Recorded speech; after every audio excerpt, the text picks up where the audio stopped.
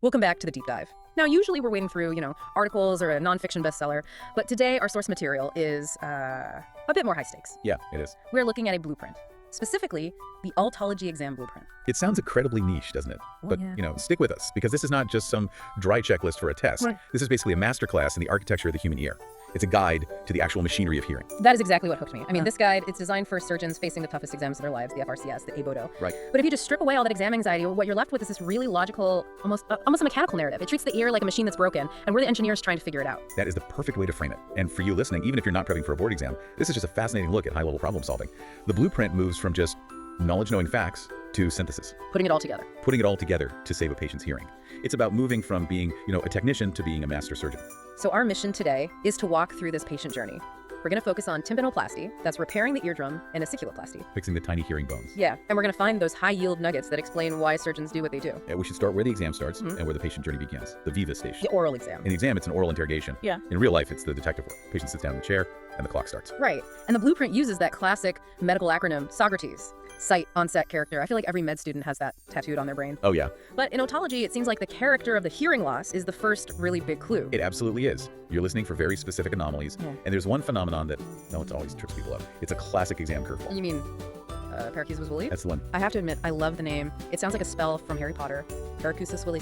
It does. But the concept itself is just bizarre. It's a patient who says they hear better in a noisy place, like a crowded party. That seems impossible. It feels completely counterintuitive, right? Mhm. If you have hearing loss, noise should be your enemy. Exactly. But here's the mechanics of it. This happens in conductive hearing loss. The patient's nerve is fine, but the volume knob, the eardrum, and the bones is broken. Okay, so the mechanism is dampened. The sound just isn't getting through properly. Precisely. Now, picture a noisy room. What do people with normal hearing do? We unconsciously raise our voices to compete with that background noise. It's called the Lombard effect, right? We all just start shouting. We all start shouting. Now, for the patient, because of their conductive block, they don't really hear all that low-level background noise. It's naturally dampened for them, like they're wearing earplugs. But they do hear the people who are shouting, because that volume is much higher. So for them, the signal-to-noise ratio actually gets better. They're living in a quieter world where everyone else is shouting at them. That is a brilliant piece of reverse engineering. So if someone says, I love noisy restaurants, I hear great there, you're immediately thinking conductive loss. Immediately. It's a huge red flag for something like otosclerosis, where the bones have gone stiff. Speaking of red flags, the source material lists a few others. We can't ignore discharge from the ear. No, that's a huge danger sign. Mm. If the ear is leaking something with a foul smell, and the guide is very specific about the smell, you have to suspect a cholestotoma. Which is, It's a destructive cyst of skin that literally eats into the bone. And if they mention vertigo, dizziness, you have to worry it's gone even deeper. you have to worry the cyst has eroded all the way into the balance center, the labyrinth. Okay, so we're building a profile. We've got the symptoms, but then the guide highlights one question as the absolute key question. And I really thought it would be about Q-tips or noise exposure. But it's smoking. And this is where that synthesis part comes in. This is not just a doctor giving general health advice. In ear surgery, smoking is a predictor of mechanical failure. The guide is so specific. It says you have to quantify pack years. Why is the math so important? How does a cigarette affect an ear graft? It's all about microvascularity. To get a delicate graft to heal, you need tiny, microscopic blood vessels to grow into that new tissue and keep it alive. Right. And nicotine is a potent vasoconstrictor. It clamps those vessels completely shut. So you're trying to plant a garden, but the water hose is kinked. That is the perfect analogy. If a patient is a heavy smoker, the failure rate for the surgery just skyrockets. The graft starves and dies. Wow. So asking about pack years isn't just for the chart. It actually determines if you should even offer the surgery in the first place. That must be a tough conversation. I can fix your ear, but not until you fix this habit. It's a conversation about success rates. You have to be honest about the risks. Okay, what about the rest of the history? The guide mentions things like their job, hobbies, Yeah, that's all about lifestyle management. If they're a professional swimmer, say, or a diver, that completely changes the risk profile. because the ear has to stay dry after surgery. For months, maybe forever. If Yeah. their whole livelihood depends on being underwater, you might recommend a hearing aid instead of surgery. It's a huge factor. And medications. I saw a warning about ototoxic drugs. You have to check. You have to know if they're taking anything that poisons the inner ear. Aminoglycoside antibiotics are the classic culprit. You don't want to perform this delicate reconstruction on an ear that's being chemically damaged at the same time. Right, it's like trying to repair a house while it's still on fire. Exactly. So we've interrogated the patient, we have a working theory. Now we move to the OSCE station, the physical exam. Time to actually look inside. And the blueprint is strict here. You don't just shove an otoscope in the ear. You start outside. You inspect the pinna, the outer ear. Looking for scars. Scars tell you a story the patient might have forgotten. A scar behind the ear means a previous mastoidectomy. That changes the whole anatomy you're working with.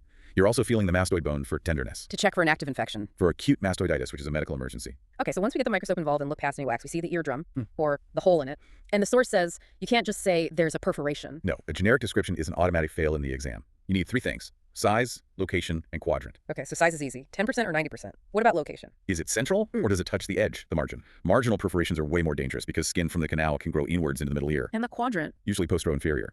The bottom back corner. That's the most common spot for chronic infections to sit. The guide also spends a lot of time on retractions. This is when the drum isn't torn, but it's sucked inwards. Right, like shrink wrap.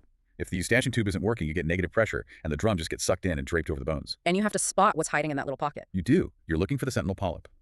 It sounds dramatic, but it's accurate. If you see a little fleshy growth coming out of a retraction, You're guarding something. it's guarding a cholesteatoma behind it. It is the absolute tip of the iceberg. So we've looked at the drum, but what about the bones, the ossicles? The blueprint makes a really specific claim here. It says, the long process of the incus is the most common point of failure. It's the Achilles heel of the middle ear, without a doubt. Why that specific bit of bone? I mean, why not the malleus or the stapes? It all comes down to blood supply. The long process of the incus is just sort of suspended in the middle of this air-filled space. Right. And it's fed by a single tiny little nutrient vessel. It's incredibly precarious. It's living on the edge. Literally. So with any chronic inflammation, that blood supply is the very first thing to get cut off. The bone undergoes necrosis. It just dies and dissolves. The chain breaks right there. Which brings us perfectly to segment 3, the toolkit. We have our suspicion, now we need proof. The blueprint lists a trinity of testing. Yeah, this is the standard battery. Number 1 is pure tone audiometry, the PTA. That's the graph. And you're looking for the air-bone gap, right? That's it. You put a headphone on, that's air conduction. The sound has to go through the whole mechanism. Then you put a vibrator on the skull, that's bone conduction. Bypassing the middle ear? Straight to the nerve. If the skull hears it perfectly, but the headphone doesn't, that gap between the two lines on the graph is your conductive loss. It proves the problem is mechanical. Okay. Step 2, tuning forks. Specifically 512 hertz. Why that frequency? Because the lower frequency forks, like at 256 hertz, you can feel them vibrate on the skull even if you can't hear them. A false positive. Yeah, you think they hear it, but they just feel the buzzing. 512 hertz is the sweet spot. It's a reality check to make sure the audiogram isn't lying. And step 3 is tympanometry. This is where we get into what I call the alphabet soup. Type A, type B, add A's. Can we decode this? Let's try. Think of it as testing the bounciness of the eardrum. You shoot a little puff of pressure in and see how the drum moves. Okay. Type A is normal, it bounces just right. Now, if you see type A sub D, think D for disconnected, or deep. The curve goes way off the chart. The drum is too flappy. Exactly. It's flapping in the wind because it's not attached to the bones anymore. That screams ossicular discontinuity. And A subs? S for shallow or stiff. The curve is tiny. The drum barely moves. That means the bones are stuck on rows. Otosclerosis or some other fixation. And type B? Type B is just a flat line, no bounce at all. Either there's fluid behind the drum stopping it like glute ear, or there's a huge hole in it and the pressure just leaks straight out. Deep is disconnected, shallow is stiff, flat is fluid. That's actually super helpful. Okay, before we operate, we need a map. CT versus MRI. The guide implies they do very different things. They do, and mixing them up is a common rookie mistake. Yeah. A CT scan is your roadmap. It shows bone. You're looking for the scutum, a sharp, bony spur. If it's blunt, that suggests disease. It shows you the architecture. But it's bad at soft tissue. Terrible. If a patient's had surgery before, the ear is full of scar tissue. A CT cannot tell the difference between a harmless scar and a recurring cholesteatoma. They both just look like gray blobs. So that's where the MRI comes in. Specifically, a diffusion-weighted MRI. It detects how water moves. A cholesteatoma restricts diffusion. It shows up bright like a light bulb. Scar tissue doesn't. So the MRI tells you the disease is there. The CT tells you where it is. We have the diagnosis. The incus is gone. The drum is torn. It's time for segment 4, the fix. Right. This is the synthesis level. We take all that data and we make a plan. But before we even pick up a scalpel, the guide lists an absolute contraindication, a reason you must never operate. The only hearing ear. It sounds obvious, but the implications are just terrifying. If a patient is completely deaf in their left ear and they have a simple hole in the drum of their right ear, you do not touch that right ear. Even if it's annoying, even if it gets infected. Even then, because every single surgery carries a tiny risk of total permanent nerve deafness. If you operate on that only hearing ear and something goes wrong, you've made that person completely deaf. A catastrophic outcome. It's life-changing. You manage it with hearing aids, you treat infections with drops. You do not cut. That is safety first. Okay, but assuming we have 2 working ears, we're going for a tympanoplasty. The guide details the medial underlay technique. It really does read like a recipe. It is a recipe. Step 1, get your ingredients, you need a graft. And the gold standard is temporalis fascia. That's the tough covering on the muscle on the side of your head. Yeah, right above the ear. And we use it for a specific biological reason. Fascia has a very low metabolic rate. It doesn't need much oxygen or blood to survive. It's tough. It's very tough. It can survive that initial shock of being transplanted until new blood vessels have a chance to grow into it. Okay, so step 2 is raising the flap, peeling the skin forward. Step 3 is placement. Why medial? Why go underneath? Think about patching a tire. If you put the patch on the outside, the air pressure just pushes it off. Right. But if you put it on the inside, the pressure helps hold it in place. It's the same in the ear. You place the graft medial underneath the eardrum remnant, then you pack the canal, and that pushes everything together. It's mechanically stable. But things still go wrong. The guide lists complications. There's bleeding, infection. But taste disturbance really caught my eye. How do you lose your sense of taste from ear surgery? It's a weird anatomical quirk. There's a nerve called the chorda tympani. It carries taste from the side of your tongue, and it runs very inconveniently right through the middle ear space. It's almost draped over the bones. It's a tripwire. It's a total tripwire. You have to carefully move it aside. If it gets stretched or cut, the patient wakes up with this weird metallic salty taste on one side of their tongue. It usually recovers, but it's very unsettling. And then there are the graft failures, lateralization, and anterior blunting. These sound like engineering terms. They are. Lateralization means the graft heals, but it pulls away from the malleus bone. So the drum is vibrating, but it's not touching anything. No sound gets through. It's a disconnected speaker cone. Exactly. And blunting is when thick scar tissue fills up that sharp front angle of the ear canal. The eardrum becomes a stiff wall instead of a thin, vibrating drum head. Both lead to poor hearing. It really hammers home that this isn't just about closing a hole, it's acoustic engineering. The goal is always function, not just anatomy. All right, let's hit segment 5, rapid fire round. The source has these tables of high-yield facts. I'm going to throw some names at you. You tell me why they matter. Let's do it. First up, Carhart's notch. Classic exam trick. On a hearing test, you see this little dip in the bone conduction line at 2000 hertz. It looks like nerve damage, but it's a mechanical artifact caused by a stuck stapes bone.